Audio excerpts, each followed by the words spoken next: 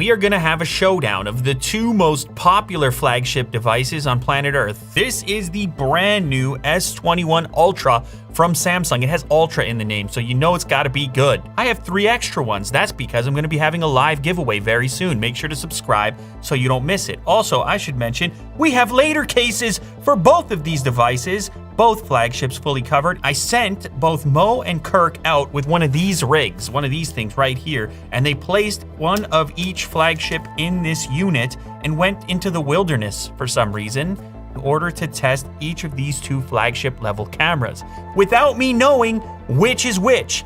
That's why I have a video right here of an A/B of both of these devices, and I'm gonna have to try to tell the difference, not knowing which is which. I'm going to examine each frame, attempting to distinguish the attributes that I like on each of the 2 cameras. Samsung went for the massive sensor, 108 megapixels. They also have the periscope style zoom, so yes, there's some features on this side that are not exactly here. However, the iPhone approach is to have a lower megapixel count and to do more work, I suppose, after the fact with the neural processing and all the rest of it. We have tons of RAM, up to 16 gigabytes inside of the Ultra. The high-end model, 512 gigs of storage, so that's comparable across the 2. We have a slightly bigger display on the Samsung side, 6.8 inches versus 6.7, and it's a slightly better screen-to-body ratio as well. IP rating is the same across both, but the Samsung device does have a much larger battery, at least on paper. On the iPhone side, you have arguably the best processor in a smartphone at the moment in Apple's latest A14. And then over on the Samsung side, we have the latest Snapdragon, that's the 888. So without further ado, let's get into the video. You're gonna watch it along with me, and we're going to discover the differences between the S21 Ultra and the iPhone 12 Pro Max, or we're at least gonna try to see if we can tell the difference. First up, we have the ultra wide shot, and immediately we see a significant difference. We have way more black on the image on the left. Definitely more contrast and a shift towards blue, a cooler tone, definitely warmer on the right. I already have my inclination as to which is which. I think the important thing about this test, since you're playing along, is to know that each phone is going to stay on the same side the whole time. So whichever way your brain is trending, then keep that in mind as you attempt to be a detective here. Exposure, I mean, definitely the right-hand side is trying to keep the shadows up to maintain some level of detail. Both images are nice. I think either is acceptable. Even in the foreground here, on the log, on the snow, I feel like I'm getting a little more detail on the image on the left. I'm gonna keep going here. Okay. All right, next up we have the wide image here. It's a similar type of frame. Now the right image has added a little bit of blue in the snow, so it has interpreted this frame a little differently. I mean, if you look at the jacket that Kirk is wearing there, it's certainly darker and more black and more contrasty on the left-hand side. Here we go with telephoto. So this photo is around 3x zoom. It's the first tap on the zoom. This white on the left looks more accurate to me, and there's more detail in the jacket. Huh, that's quite interesting. Let's proceed. Now we're into the video, 4K 30 FPS.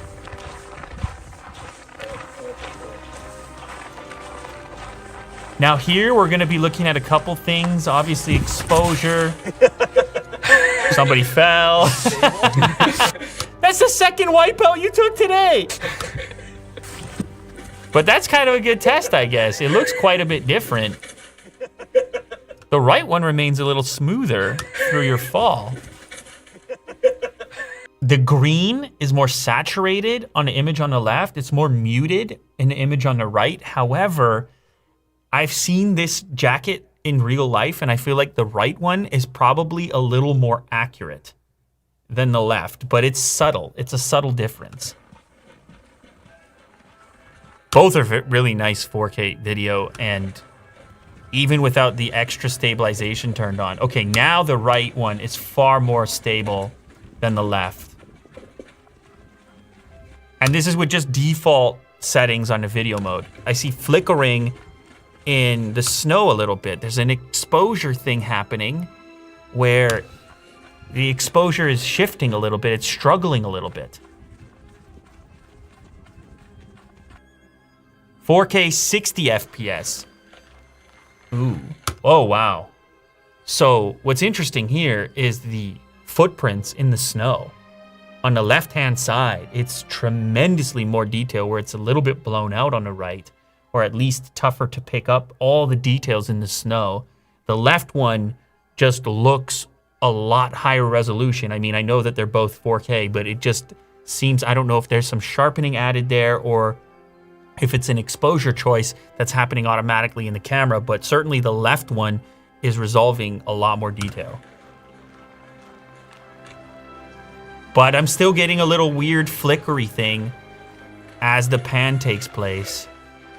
And the right image still has a greater smoothness to it. Now this is where I'm starting to figure out which is which, because I'm seeing what it's doing with Kirk's complexion. Like, these are quite a bit different, these approaches.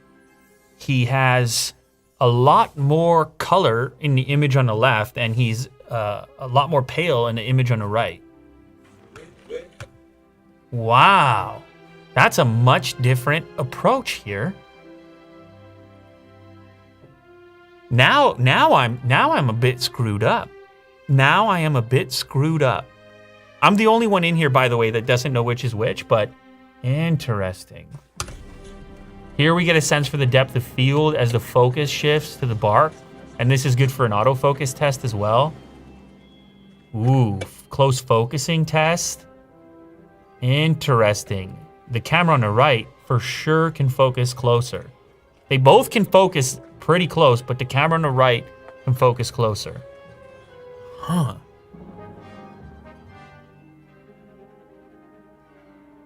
Wow. Ooh, we're gonna check out some portrait mode now. The skin tone, the skin colors, there's a little more yellow on the left and a little more pink on the right. And the focus fall off around the head. And this is not particularly easy because of all the branches and stuff. And I actually noticed a little segment around the ear on the photo on the right where maybe it didn't grab it, and a little section near the jacket as well where it kind of screwed up the portrait mode ever so slightly. Yeah, I think the left one probably nailed it a little bit better. It's both are nice images in different ways. Here we have Mo's version. Whoa, those are, wow. The question is, which is the better image? It depends what you're looking for. If you really like crushed blacks, if you like that really dark black color, the camera on the left almost never gives it to you. The camera on the right brings you there immediately. It's tough. A lot of this is personal taste. The left does have more detail. It does have more detail in the skin. Low light, wow. I mean, the image on the left, for sure. Look at the noise and stuff on the image on the right. I mean, this is so noisy, the image on the right. The image on the left wins. Slow motion.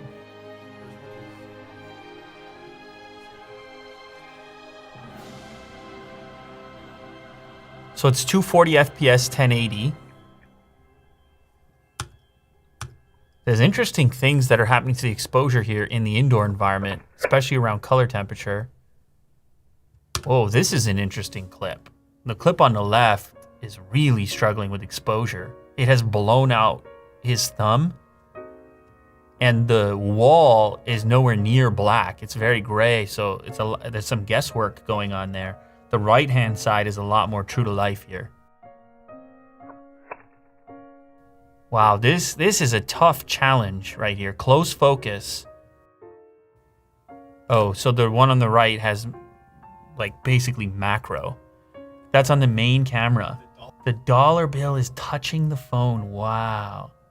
Super close focus, tremendous detail. I guess the photo on the left is the same range, but it's picking up the grass in the background because it can't focus quite so close. Autofocus. Now this was kind of, there was an autofocus issue sort of plaguing the previous generation Ultra. Looks like it's not there anymore. I think the autofocus is acceptable on both of these at this point.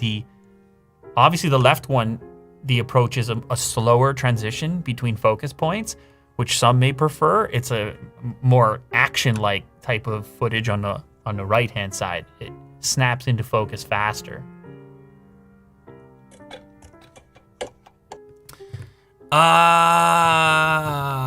It's hard. I mean, in certain circumstances, I preferred what was happening on the left. In certain circumstances, I preferred what was happening on the right. Oh, this is harder than I expected it to be honest. It went back and forth. I'm gonna go ahead and guess that the left is the Samsung and the right is the iPhone.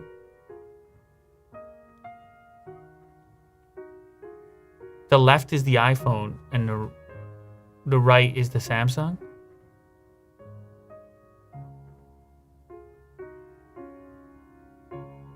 Are you sure? Wait a second. The iPhone is on the left, the Samsung is on the right.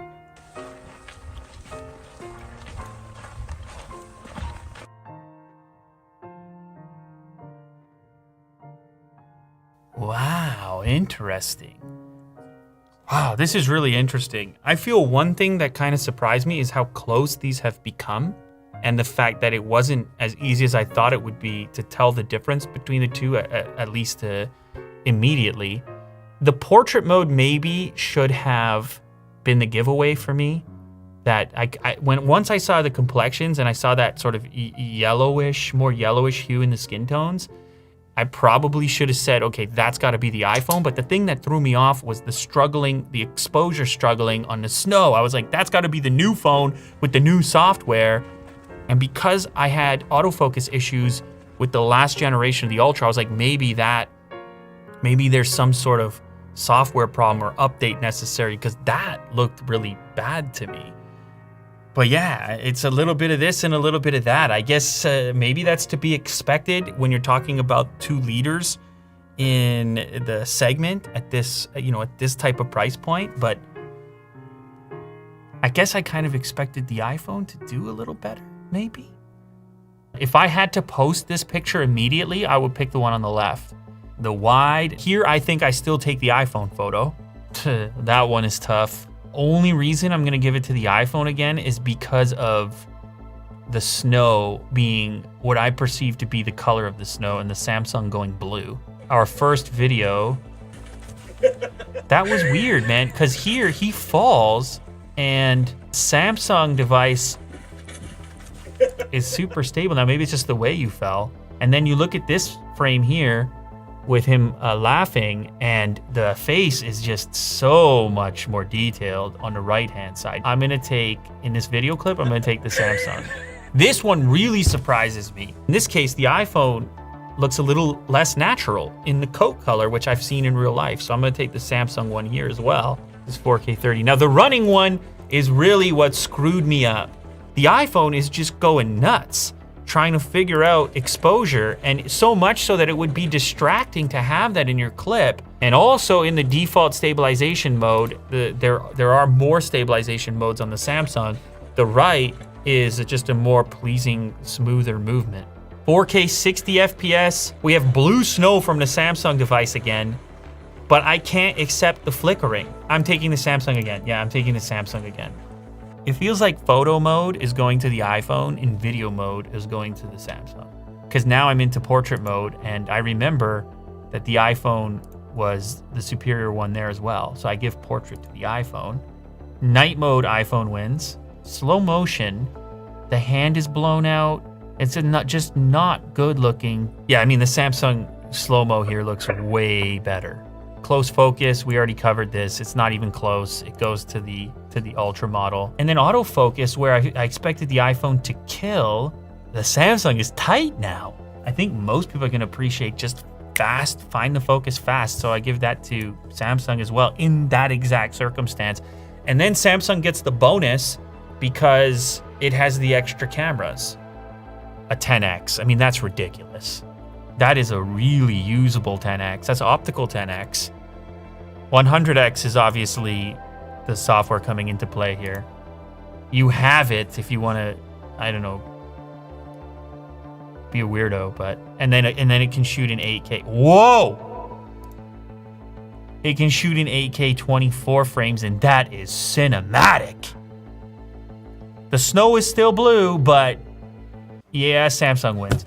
I think the iPhone won the photo compartment. Just as an overall package for what I do and how I use my camera, I'm gonna go with the S21 Ultra. They are both fantastic though. Like, to just be shooting this caliber of content off of a smartphone. But yeah, I mean, tough choice. You saw I even had the two devices wrong. It is a tough match. It's a tough battle. It's a split decision. So there you have it. Camera showdown complete. S21 Ultra versus iPhone 12 Pro Max. I thought this was kind of a fun way to do it. Really test yourself, what you see and what you're looking for, and even to just figure out what you like in an image or inside of video. So hopefully you had fun taking part and guessing yourself.